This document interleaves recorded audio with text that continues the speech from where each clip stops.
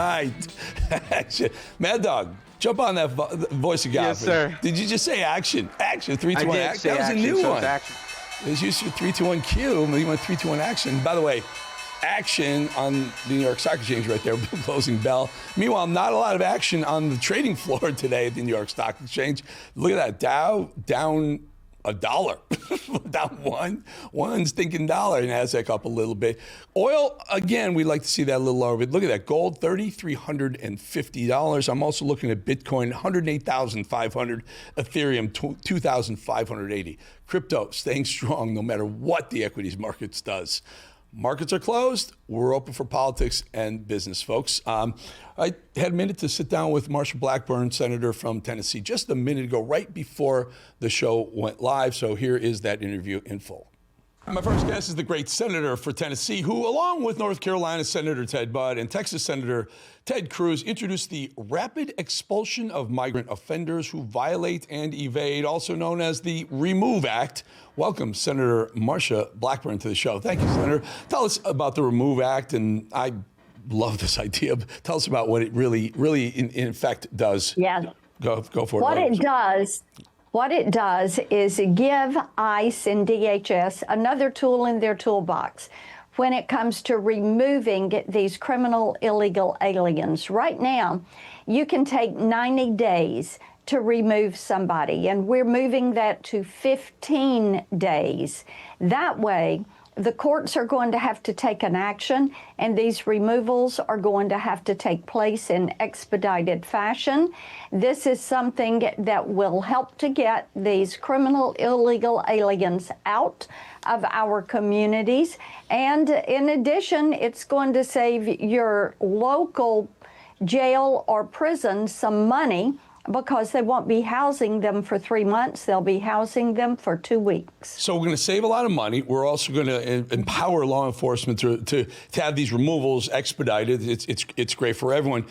Senator, I'd be remiss if I didn't ask you, with what's going on in Los Angeles, I'm guessing California, Mayor Bass and Governor Newsom won't be on board. They won't like this new bill. I'm about guessing. What's your message to those folks who are protecting the illegals who are here illegally in the country? Yes, and here's what I've got to say about that. And I would put our mayor of Nashville, Freddie O'Connell, in this, because he's been obstructing these investigations in Nashville and doxing our law enforcement officers here. But whether it's McConnell or Bass or the mayor of Chicago or Boston, any of these, here is what we know: that they are putting their citizens in danger because they are opposing the removal of these criminal illegal aliens. They are siding and protecting criminals rather than siding with and protecting their law-abiding citizens. People are sick of this. They are sick of crime in their communities. They're sick of having these gangs in their communities. What they want is law and order. And now you've got these big blue city mayors who are coming out and they're siding with the criminals. And people are saying, hey, wait a minute. No, this isn't what we want. I've got to tell you, Eric, removing criminal illegal aliens, that is a 90% issue. People do not want crime in their communities. They do not want gangs in their communities. I have not talked to one single person, Republican, Democrat, Independent, Green Party, no one who has said, I want more Tren de Aragua or MS-13 in my community. They're not there. So people want law and order. These mayors, these governors that are choosing criminals over law-abiding citizens should stop and think about the message that they are sending. So help us here, because this is a great idea, and Stephen Miller agrees with this bill. He's on board. Yeah. Here's the issue, though. The way the system works right now, they're apprehended. These illegals come across the border, they're apprehended, and they're given a ticket to appear in court, right? And sometimes it's 5 years from now, sometimes it's 7 years from now, and then they're free to go about their business. And this is what you're trying to stop. You want to get them out right away so that they can't spend years here. But to do that, Senator, aren't we going to need a whole heck of a lot more because they're going to all claim asylum, right? They're all going to say, I'm here because I was threatened in my country. Aren't we going to need a lot more judges and people doing the bureaucracy of removing these folks? What we will see is some people will be repositioned to address this, and these courts are going to have to move forward quickly. You can't just let these languish. We are going to see the tempo pick up on this because people want these individuals removed. Agree with you. I think you're right at 90%, which blows me away that these people like Mayor Karen Bass of Los Angeles and Governor Gavin Newsom of California are somehow defending this. In fact, Gavin Newsom said to Homan said, I might arrest them. And the governor said, guess what? Go ahead, arrest me, big boy. And then Trump today said, I think Tom Homan should arrest Governor Newsom. Your thoughts on that? You know, what I want to see is mayors and governors abide by the rule of law. If they don't like the law, then talk to your congressman and your senator and see about changing the law. But it is illegal to illegally enter this country.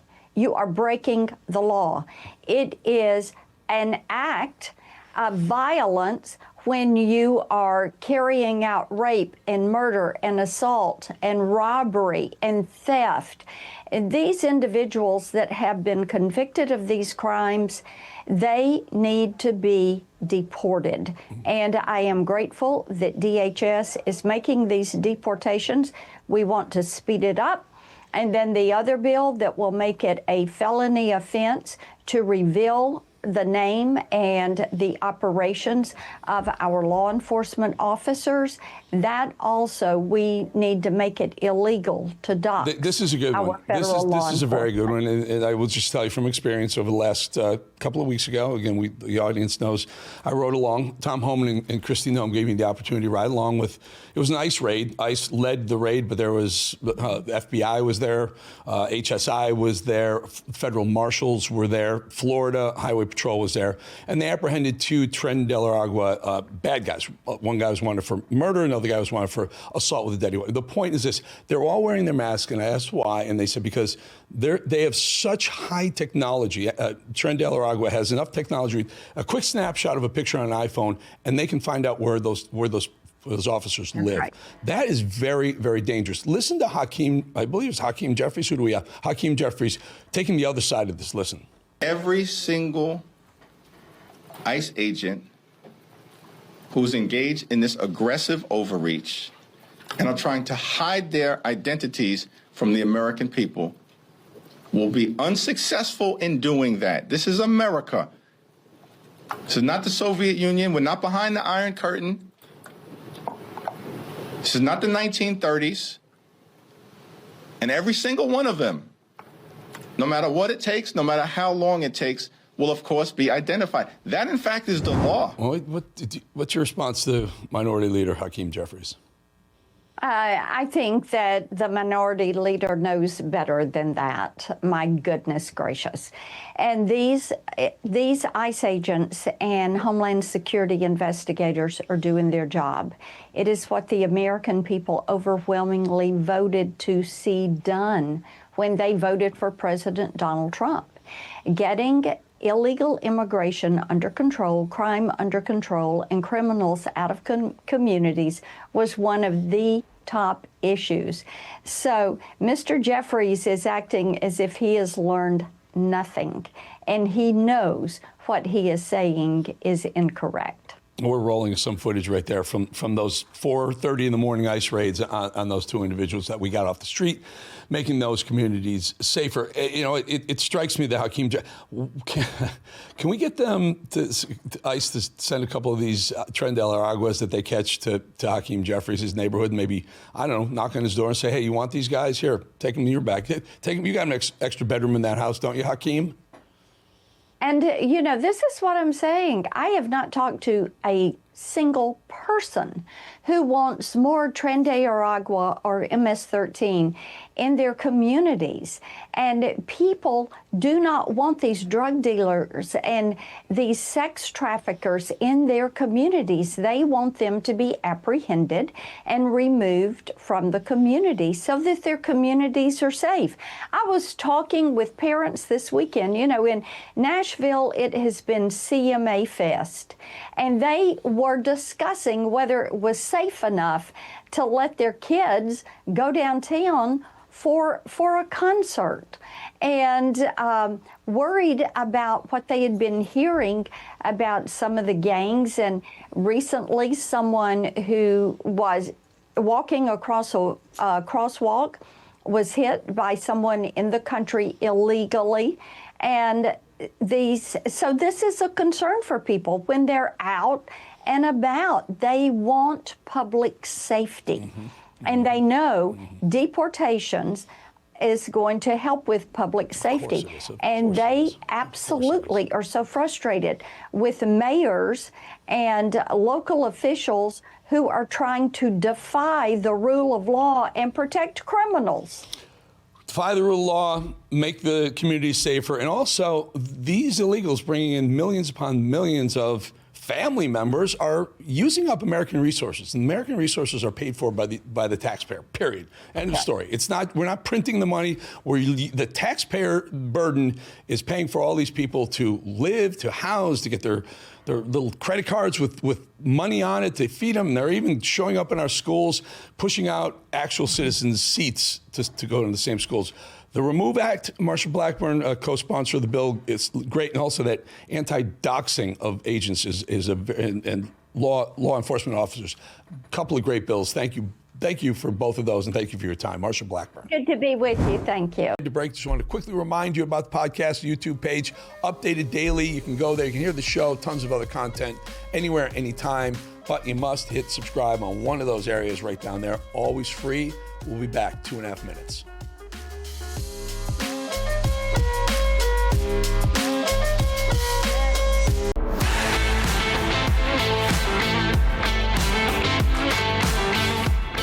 Look at that, Los Angeles, California. You know what? Let's just get right to it, folks. It's the fourth day of the LA protests where demonstrators have blocked the 101 freeway, lit cars on fire in protest over recent immigration raids. President Trump has sent the National Guard to help protect federal property and put an end to the riots. Joining me now from Los Angeles, our own RAV correspondent and host of Law and Border, Ben Berkwan. Ben, tell us, you know, you're on the streets there. You showed me a shot in the break there. Just tell us, give a play-by-play of where you're standing, what's going on, the violence around you.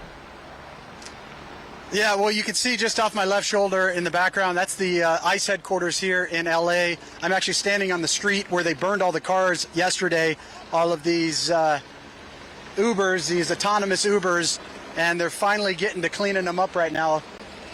And right down the street, down on Alameda, Antifa's back down there. They're about kicking it off. It looks like the riots are going to continue. This is just a continuation. Now you have, we've been calling this for, several years now. This is a combination of Antifa, BLM, now Hamas, all these Palestinian protesters, and 15 to 20 million illegals that are all being weaponized by the Democrats against America, against President Trump. And sadly, I think this is just the beginning of it. We're going to see this across America all throughout the summer. So you've actually experienced, so Antifa's participating again, BLM's jumping back into the fray after the Summer of Love of 2020 when they tore up, Main Street America. They're getting back into this. Is this organized by some oversight group, Soros perhaps, or other? Yeah, there's multiple different groups. Indivisible is a big one. It's this concept, if you look it up, intersectionality. It's where all these leftist ideologies, communists, jihadists now, the Green Party, it's the Green-Red Alliance, the communists with the Marxist radical environmentalists, now with the jihadists and Palestinians, now with the illegals. They all come together on common cause, which ultimately is to undermine our country. So every time you see these sorts of events, and whether it was this or out at the Tesla protests, it's all the same agitators. You'll go out there and see the same people. You'll see these guys in these green hats, these attorneys guild. They are well organized, they are well funded, they're massive leftist organizations behind them. You've got politicians here in LA that are a part of it, that are basically feeding into it. So you've got politicians, you've got mainstream media that gives them cover, you've got these organizations, communists, jihadists, all these different organizations that have come together that are all working to undermine our country, and they simply use different issues as their catalyst. So in this case, it's illegal immigration, it's stopping the ICE the ICE raids, which is ironic. They're calling them ICE invasions now after they allowed the invasion of our country. But it's all the same people, it's all the same players, it's all the same America haters. You know, and it strikes me, you know, these people hate America so much, they hate everything that we stand for. They can go the hell home. But I digress. There's a name that's been floating around, Neville Singham. Neville Singham. He's an IT, I believe he's a billionaire now. He made it like $1 billion in IT, and he's been rumored to have funded a lot of these groups. These groups are, you know, Hamas and/or some of the ones that are fighting our ICE people, and even the National Guard in LA. Have you heard that name thrown around? I haven't heard his name specifically, but no doubt about it. You've got Iranians that are involved with this. You've got the CCP that's involved with this. You've got large groups of transnational criminal organizations, as well as, so you've got cartel that's funding some of this, undoubtedly through the politicians as well. But you also have, again, these homegrown politicians and folks. There's this new group I hadn't heard of until this. It's called No Kings. So that's kind of the umbrella group that's kind of taken hold of this movement. But again, when you dig into them, it's hundreds of these little subsidiaries. It's the same thing we saw with the invasion. It's all of these different groups, these NGOs that have realized they can weaponize our grant system, and they all feed at the same trough. The same thing is true with all these different 501c3s, 501c4s on the left. They are well organized. They all work together in this idea of intersectionality, and they're all working to undermine our country. And they use different parts of it when it's necessary. So the same thing we saw with the Palestinian protests, it was suspected that the Iranians were definitely involved with that, but even the CCP was involved with funding that. The Confucius Institutes on our college campuses, all of these communist-backed organizations, all of the ideology that you're hearing from these individuals is three things. It's communism, anarchy, or jihadism. And so that when you hear those things being spouted, it's basically, you know, it's being funded by the same organizations. Sure. But they do. And this is actually, Eric, this goes back to the main point. This is where we should be focusing our effort. Yeah, it's great arresting the Antifa scumbags that are burning cars like this.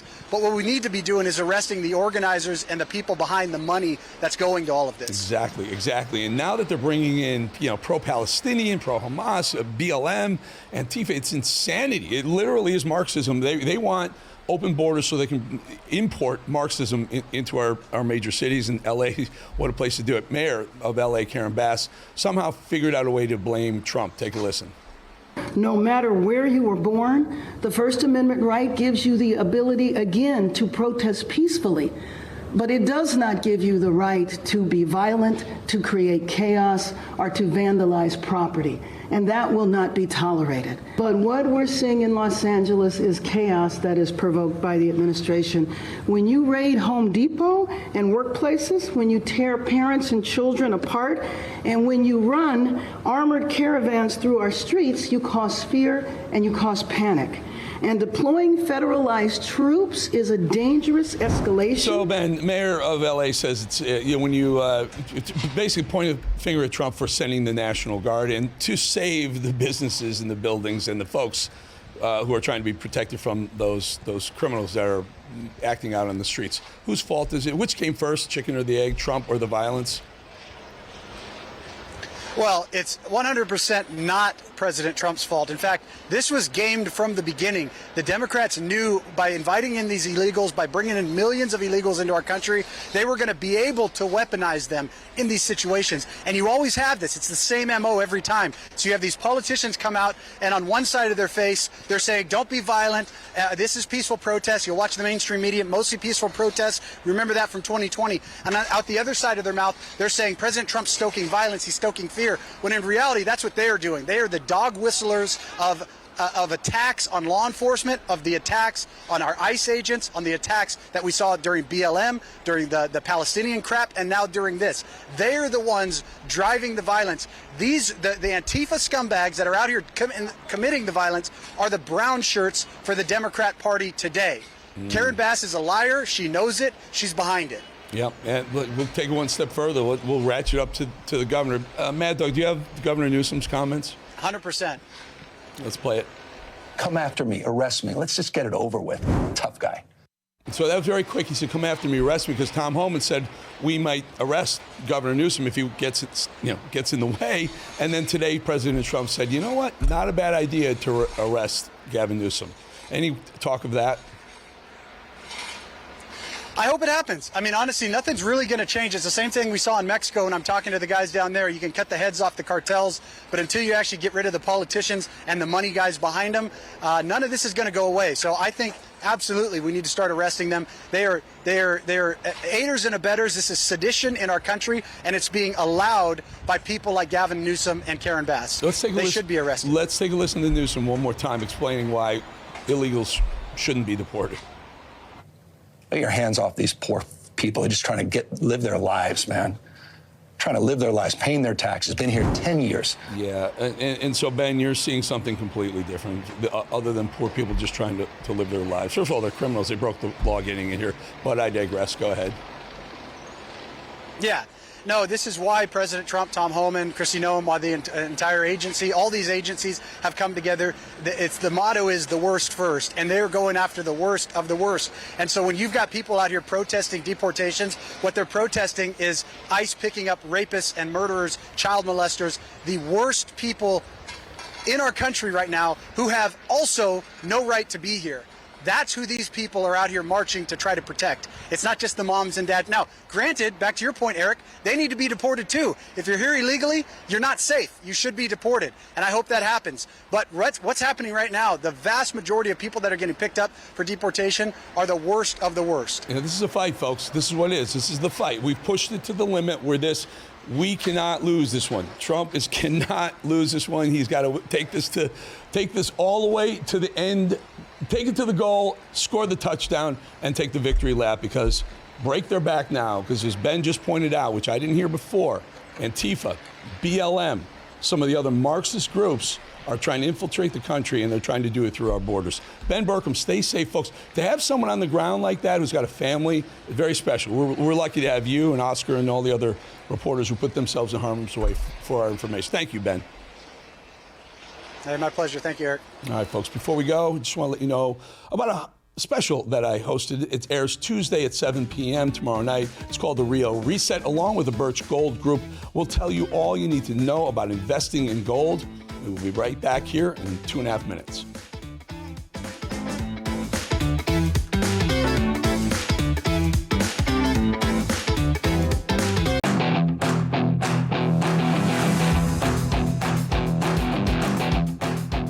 Wow.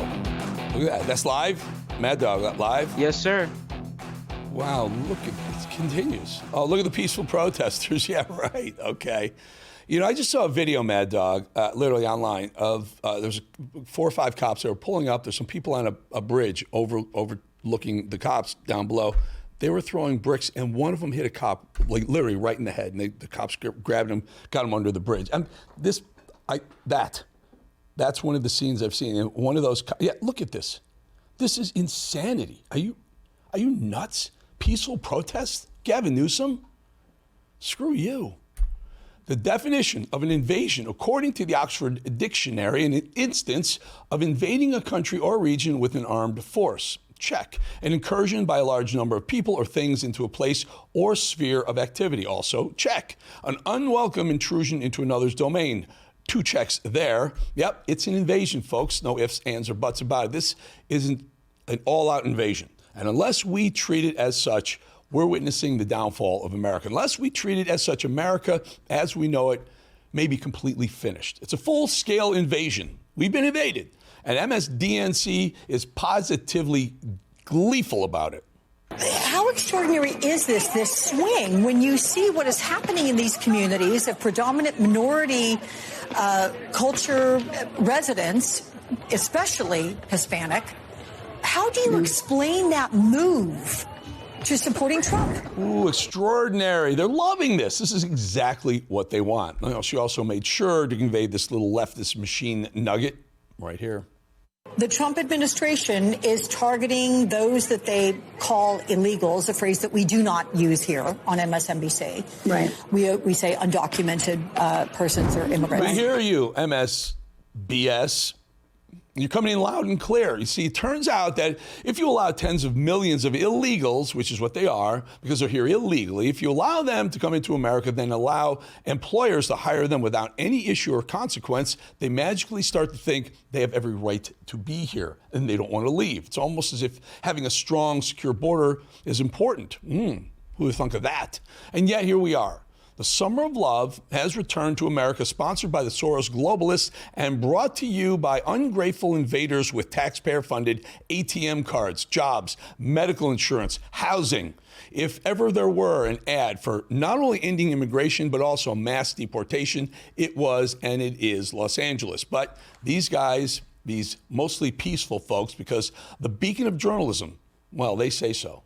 Most of the crowds, again, that I saw, that I spoke to, that I was interacting with, these are peaceful people that want to get their message across. They brought signs. They're out with families in some places, and others are obviously more agitant, have the mask on, and reportedly, I didn't see this, but reportedly throwing things back at authorities that are trying to do their jobs as well. They brought signs. They were good. They brought families to a riot. Nothing to see here except that they're punching, assaulting officers, throwing bricks at officers, hitting them in the head, lighting cars on fire, wreaking havoc on an entire city. Imagine the absolute insanity of immigrants, angry about deportation, angry about having to leave America, but then proudly waving the flags of the countries they come from, and then burning the flag of the country they supposedly so much want to keep mooching off of. That's what it is. What in the world is happening here? What's going on in LA? Well, according to Hakeem Jeffries, totally peaceful.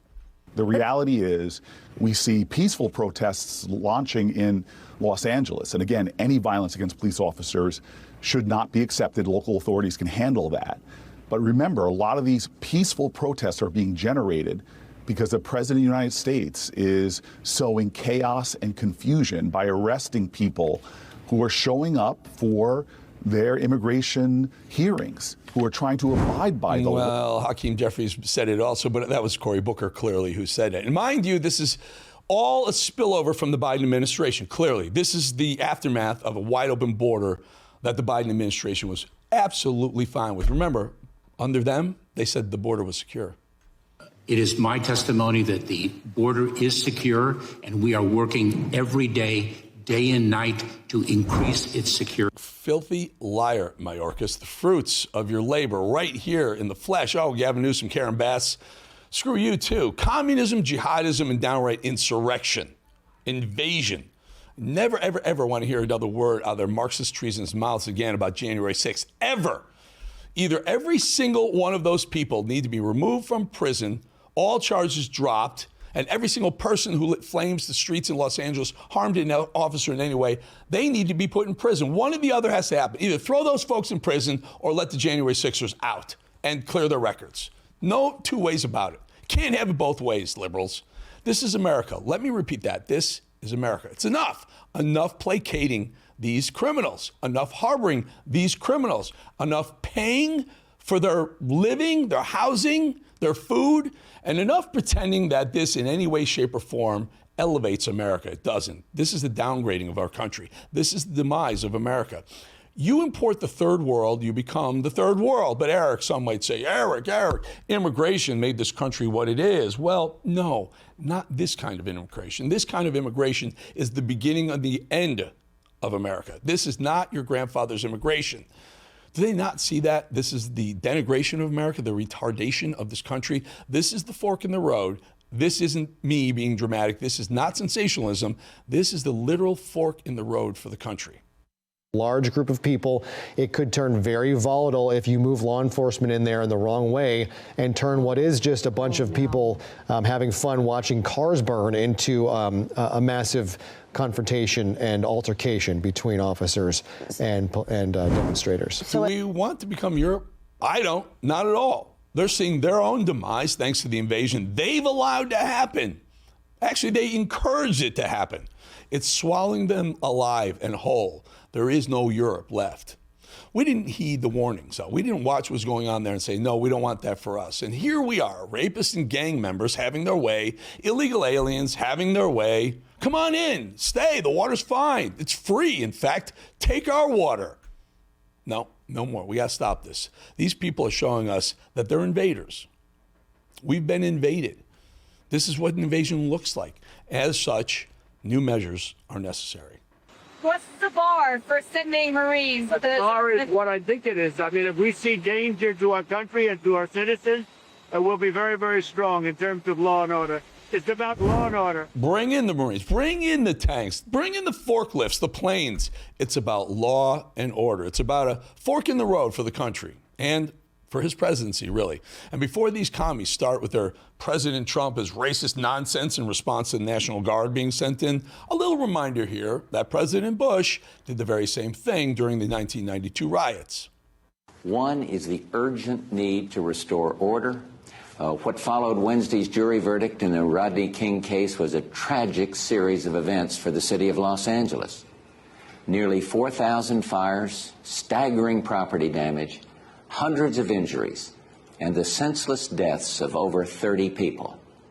To restore order right now, there are 3,000 National Guardsmen on duty in the city of Los Angeles. But it doesn't matter. They're still working on that narrative that the President Trump is the enemy trying to get law and order back to L.A. Do you have any problem or any concerns about the president sending in the National Guard to a place where local authorities say that they're not needed and could be harmful? I have no concern about that at all. I think the president did exactly what he needed to do. These are federal laws. We have to maintain the rule of law, and that is not what is happening. And Gavin Newsom has shown an inability or an unwillingness to do what is necessary there, so the president stepped in. That's real leadership. That is real leadership. Want to see not so real leadership while current and future Kamala voters light streets on fire? Should we check in with the queen of word salad? Her statement would have us believe that President Trump is the enemy, says one of the very people responsible for this moment. Kamala says the riots are, quote, overwhelmingly peaceful. Wow. And the spin cycle on these riots was so on par for the left, you couldn't even make it up. First, you need to understand there are no riots, but also the riots are a good thing. But they're also bad and they're entirely the president's fault. Unless you follow that pattern, well, apparently you're a fascist or a racist. Well, here's my thought pattern. This is an insurrection. These people in Los Angeles are violently opposing the ICE officers doing their job as they carry out and enforce federal law. The federal law is to detain and deport illegal aliens. They're engaging in rebellion. They're going against the federal authority, the people of Los Angeles, of the United States. It's an insurrection, like the queen of violence right here, getting rejected from committing more insurrection. I could watch this 1,000,000 times, by the way, on loop. No, I want you to, hello, Congresswoman Waters. I just came to use my congressional authority to check on visitors. Ma'am, our lobby is secure right now to all visitors. Excuse me, I need to get in. Contact our public affairs. I need to get in. It was awesome. See that face?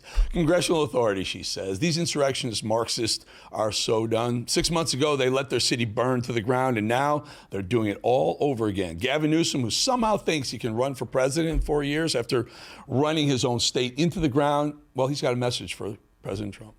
Come after me, arrest me. Let's just get it over with. Tough guy. Well, we say, Mr. President, please do arrest him. Arrest Maxine Waters. Arrest Alejandro. Arrest Karen Bass. Arrest the whole lot of these treasonous insurrectionists.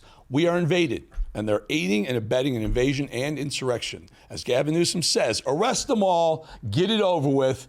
The golden age awaits. Back in 2.5.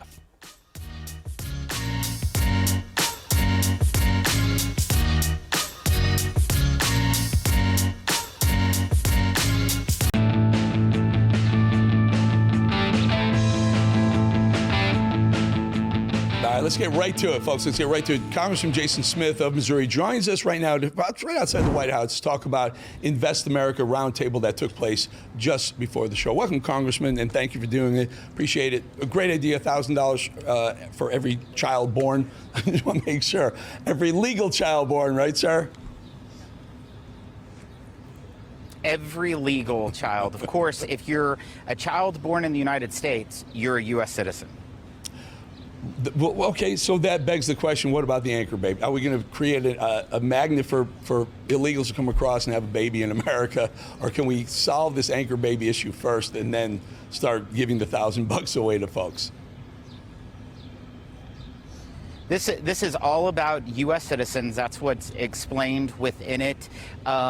It doesn't matter if you live in the city or on a county road. This gives the opportunity to be able to tie yourself to the stock market. As the U.S. economy grows, that child's wealth will be able to grow, and they can use that to start a business. They can use that to go to college. They can use that to purchase a home when they get older. Yeah, it's a great concept. And the fact, I was on a call this morning with Hassert, and he explained that if $1,000 was put into an account when he was born, it would be worth somewhere around $650,000 today. The question is, so a child, who owns this account? $1,000 would go into an account. I assume it can't be touched until this child turns 18, is that right? And then who owns that? Is it the parents or the kids' money? It's the child, and of course, it cannot be touched until that child turns 18. They can continue to allow it to grow tax-free, to continue to invest and to use compounding interest to help benefit, or they can also use it right at that moment to help pay for educational expenses, to develop a skill or a trade, or to start a small business. They can have those options at hand. Okay. Who administers? Is that why Solomon was there? Was it going to be a certain bank administered, or can this account? Will the federal government hold it in account, and who will hold that? Here's the risk. Like, so many federal governments tap into pools of money that were specifically slated for other things. This won't be able to be touched by any other government down the road, right? This will be the investment account of the child. It's their account. Okay, so there'll be an account that they can't touch, and then when they turn 18, they can figure out what they do. It's fantastic. It's a great idea, and it's going to be paid for. The president mentioned it will be paid for. How do we do that? You know, it's $1,000 that's put into every account whenever the child is born. Of course, their parents can continue to contribute to it, to also add to it. We had CEOs that testified at the roundtable today that said that they will match all of their kids' employees' accounts. So there's multiple ways that it can grow and help deliver some real wealth for these children. I think it's a great idea. I think it's a wonderful idea. I spend a lot of time on Wall Street. This is the way you accumulate wealth in the world, folks. You invest, and you wait, and you don't get thrown out when the market goes down a little bit. You don't add more when the market goes up. You're very disciplined about it. And this, by definition, can't be touched for 18 years. I get that part right? That's exactly right. This is just one of many different tax provisions within the one big beautiful bill that delivers for workers and for families. President Trump is transformational, and he's leading the effort, and he's trying to do everything he can to help make America wealthy again. Awesome. Jason Smith, appreciate your time. Congressman from Missouri, House of Ways and Means. Appreciate your time. Thank you for coming on our show with the breaking news. Thank you. Thank you, sir. Back 2.5.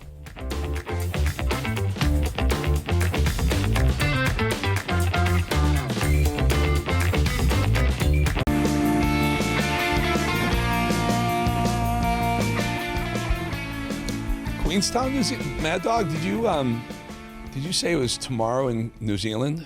Yes, sir. So you're predicting nice weather tomorrow in New Zealand? Predicting the future and nice weather. Well done, Mad Dog.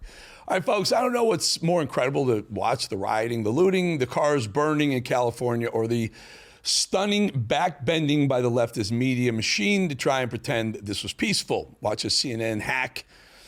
You know, this one usually says the word peaceful as LA burns right to the ground, right in their face. You really can't make this stuff up. We are having an administration that's targeting peaceful protests, people that are there to protest. The president is sending the National Guard because he doesn't like the scenes. He doesn't like the scenes of people peacefully protesting. Peaceful.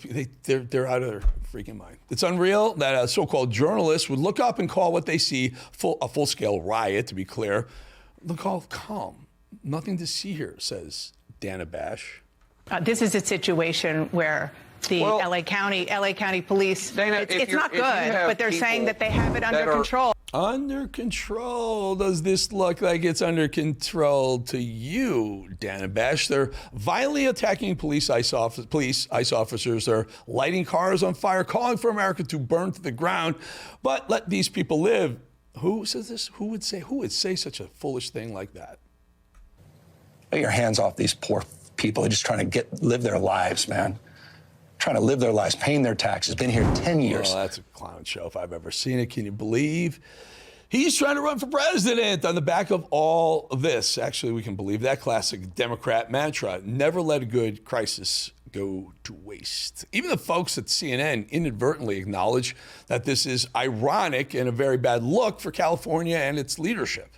And a bit ironic that these cars are being set on fire in a city that was absolutely traumatized by fires earlier this year, where hundreds and hundreds of people lost their home. A bit ironic, huh? Same party that cried insurrection on January 6th somehow not only loves and supports what's happening in Los Angeles, but also wants it to spread all over the country.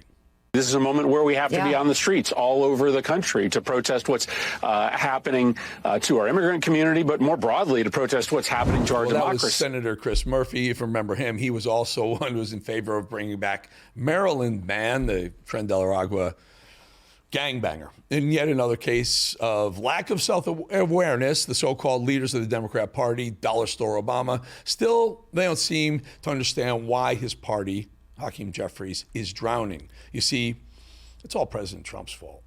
86% say their party should be doing more to oppose the president. That's not exactly a ringing endorsement of the Democratic leadership, which includes you. So how do you respond to all of that? Well, one, people in this country are understandably frustrated because this is all unprecedented. This daily outrage, the flooding the zone, the parade of horribles that Donald Trump and his minions in Congress have unleashed. Your party, buddy. All yours. Meanwhile, California Governor Newsom wants his state to engage in collective tax evasion. So if Donald Trump's going to continue to threaten 40 million Americans that live in California, maybe we should consider withholding those resources. Really? Oh, don't pay your taxes, says Gavin Newsom. That is enough to get you arrested, not the other stuff, too. So the Democrats' favorite domestic abuser, gangbanger Kamala Garcia is on his way back to the U.S. to face charges including human trafficking and solicitation of child pornography. Exactly the kind of person you would expect this party on the left to admire and protect. And Jamie Raskin suddenly wants us to forget that they adore him.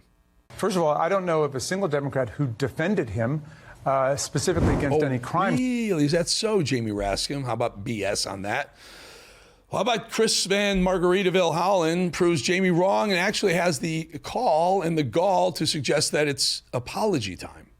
You know, I will never apologize for defending the Constitution. In fact, it's the Trump administration and all his cronies who should apologize to the country for putting us through this unnecessary situation, and to Abrego Garcia for putting him through this situation. Let's try again. Their idea, open borders, their idea, bring them in. We try to deport them. Trump deports them. They want to bring them back, but it's Trump's fault when the riots start. When Democrats are busy trying to defend and protect illegals who beat their wives and traffic humans, they're also very busy denying election results. Forgive me, but isn't that what they also longingly love to refer to as, I don't know, an insurrection? I do not think he won in a free and fair election. How do you like that? I don't know. I don't know if it was the Elon connection. You're not far off. I won't say that I disagree with you. Folks, you can't make this stuff up. They don't know what side they want to be on. They want to say everyone's welcome. Come on in. Water's warm. It's free. We'll take care of you. And then when the violence starts, they want to say, well, we didn't really like him that much. No one's really saying we wanted to keep him around here too long. They're out of their minds. It's why they lost. It's why they will continue to lose. Trump needs to get a win here. He needs to get a win here, folks. War Room up next. We'll see you tomorrow.